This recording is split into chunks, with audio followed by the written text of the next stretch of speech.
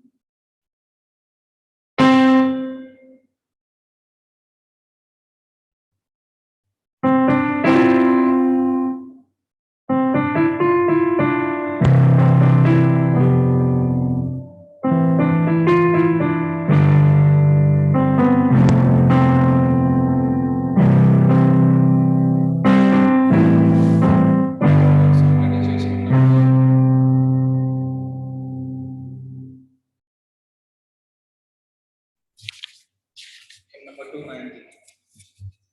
Number 290. Turn your eyes upon Jesus.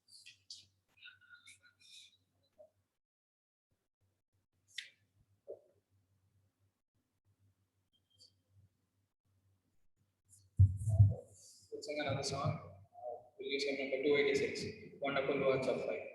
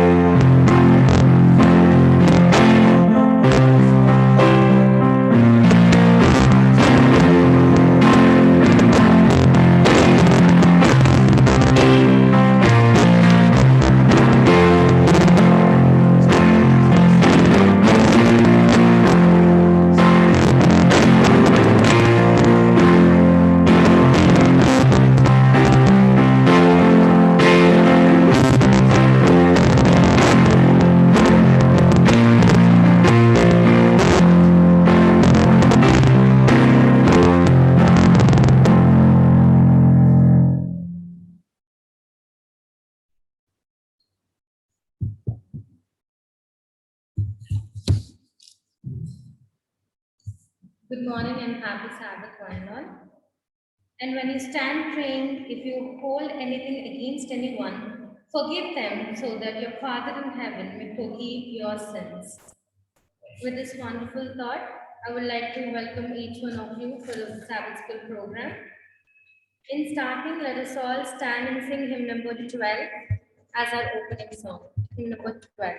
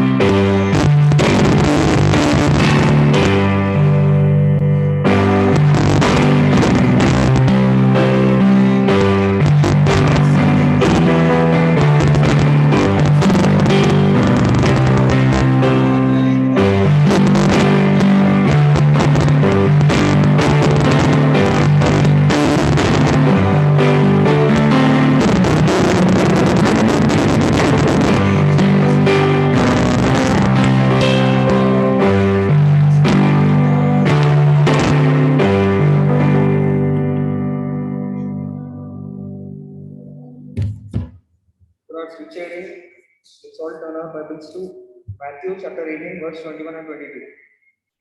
Lord, how many times shall my brother sin against me and I still forgive him? Up to 7 times. Jesus said to him, I do not say to you up to 7 times, but up to 70 times 7.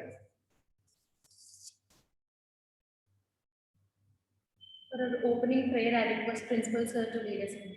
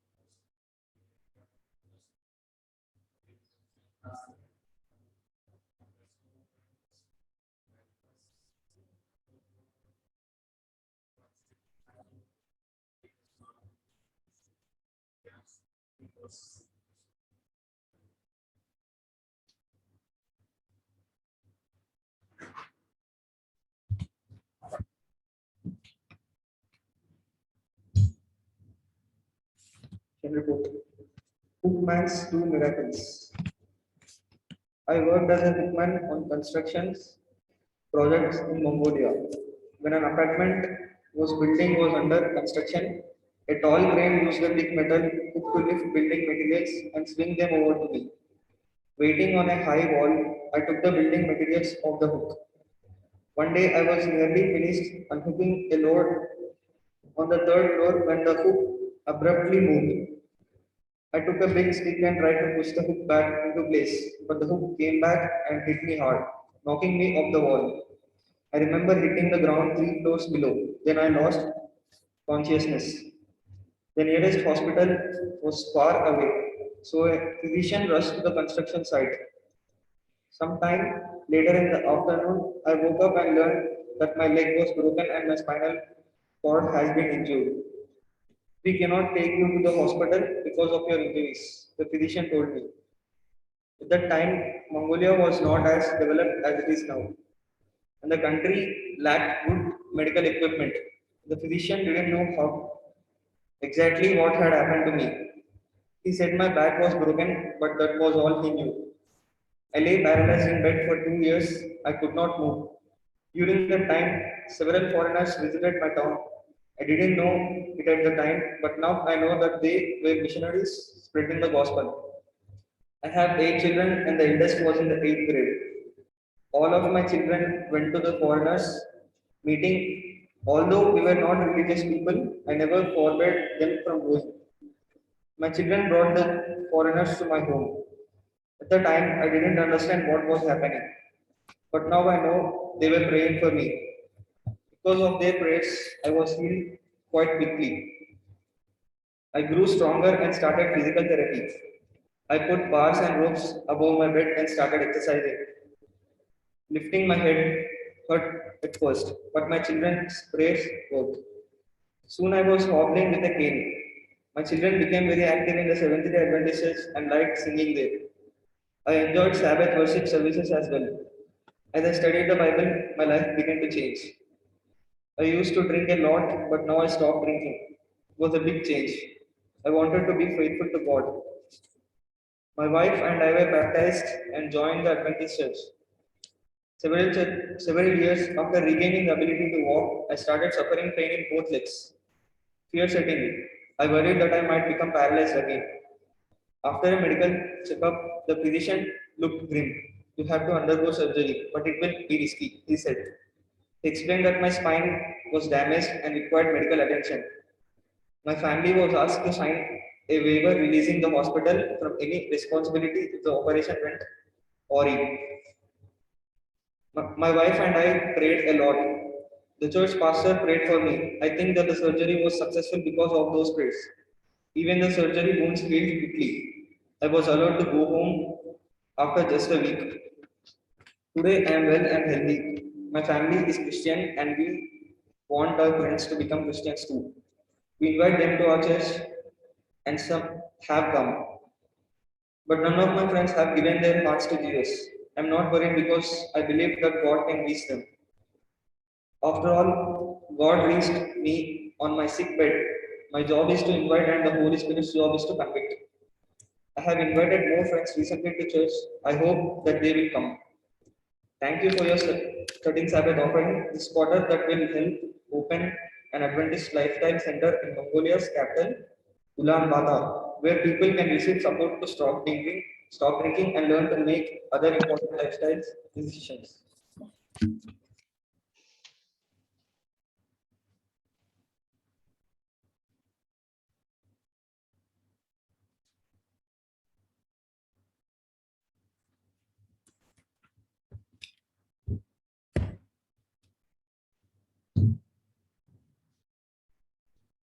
Good morning, everyone. Happy Sabbath. Today, for a feature talk, I'm just going to tell a small story. The story is totally about self confidence and positive thinking. Those who keep dare of dreaming can win the world. And those who think that they can do everything right, they will do it. Even though if it is wrong, they can turn it into good things. Today, I'm going to tell a small story about Michael Jordan, who is a basketball player. It is a small thing what happened in his life. So, before starting, I will tell who was Michael Jordan. He is a basketball player, an American basketball player, and now he is retired. He was born in a very poor family where his mother and father lived in a small hut. They don't have proper food, clothing, and yeah, sometimes he used to go school, sit, study in the corner, and then come back home. Yeah, and while these things are happening, he used to have a very good zeal that he had to build a house for his parents and take care of his parents properly, nicely. And then one day, when Michael was 13 years old, his father seen Michael being sad. And then his father asked Michael, "Why are you sad, son?" And then he replied, Every friend of mine have their own houses. They live in their own houses. They come properly dressed. They iron their clothes and come. They pay their fees on time. They have good life. But why only we are like this? We are even I. Then he told, I want to stand up in front of everyone in a very good position. But my things like in the house, what we are doing is troubling me in my studies. He said. And then one day, his father gave him a piece of cloth, and said, son, what will be the cost of this cloth? And then he said, maybe $1. It may cost $1. Then the father gave the cloth to his son. The cloth was little wrinkled and also dull in color. He gave the cloth to his son and told him, go somewhere, sell this cloth to $2.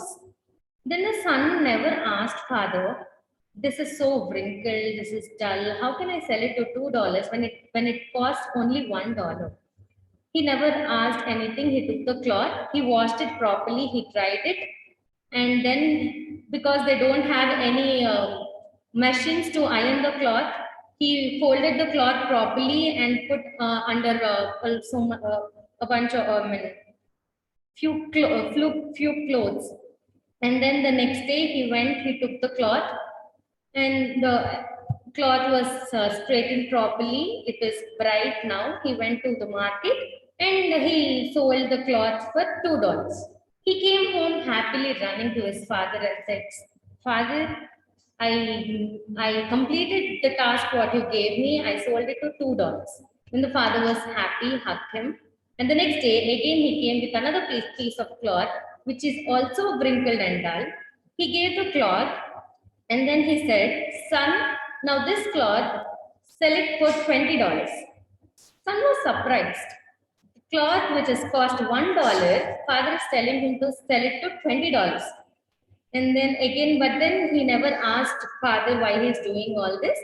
He took the cloth, he washed it, he ironed it in his process, and then with the help of his friend, he went to a nearby city and he printed a Mickey Mouse on the cloth and then stood in front of a school. And then obviously, children will be attracted looking at those Mickey Mouses, all the cartoon characters. So one girl asked for the thing and she bought it for $20. And looking at Michael when he was 13 years old, he's selling all this. So his father, so the girl's father gave him a tip of $5 extra. Then he took the $25 in his hands. He was very happy. He went back to his house. He gave the money to his father. And then Michael also said he's very happy because the travel what he did from his village to the city, to the cost what happened came back to him. And then father again hugged him. He said, good son. And then the next day, he gave the same cloth and father told to sell the cloth for $200. And now Michael was little doubtful that he can sell it to $200 or not. But then he never asked his father anything. He took the cloth and he went to a nearby place where an actress stayed. He went there and policeman was stopping all the people coming and talking to the actress. But he is a small little boy. He crossed everything. He pushed all the policemen and went running to the actress and asked for her autograph.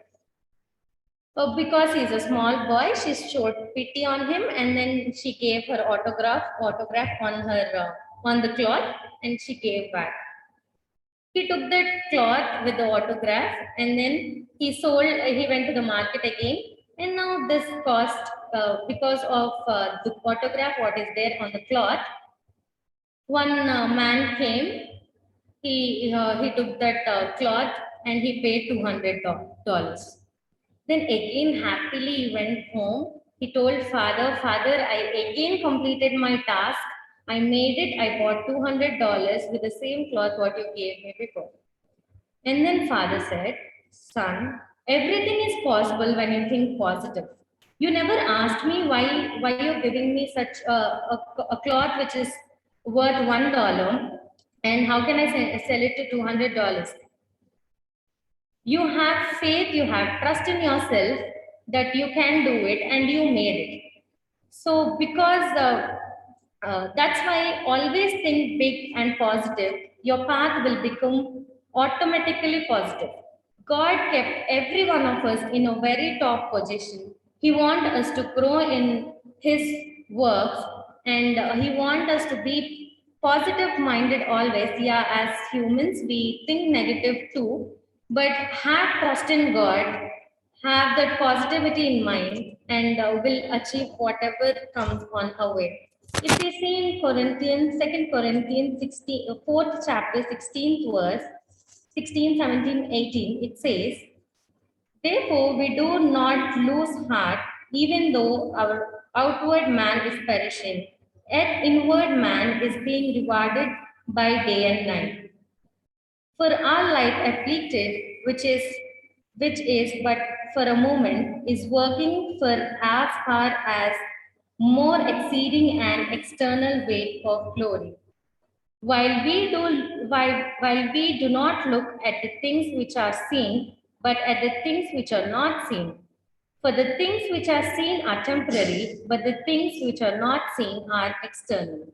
Positive thinking and positive way, we cannot see it, but we have to have the things in our mind so that everything will come in our way.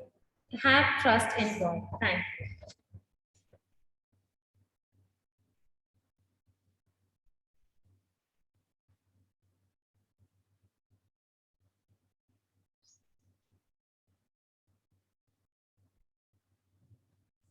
In order to close our Sabbath school program, let us all rise and use hymn number 249.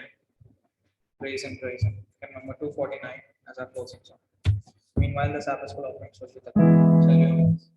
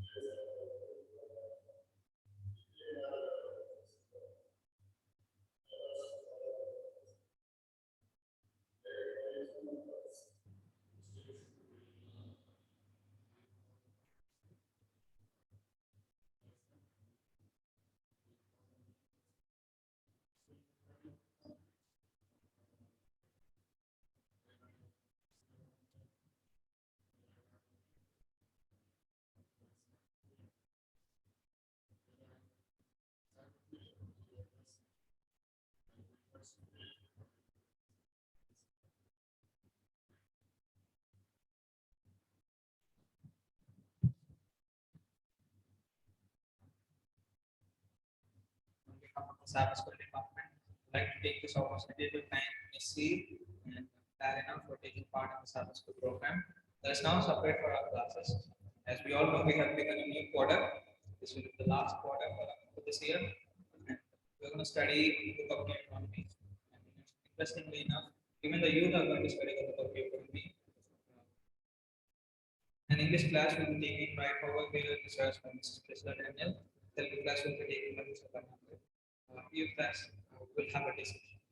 Thank you all. That is now subject for our classes.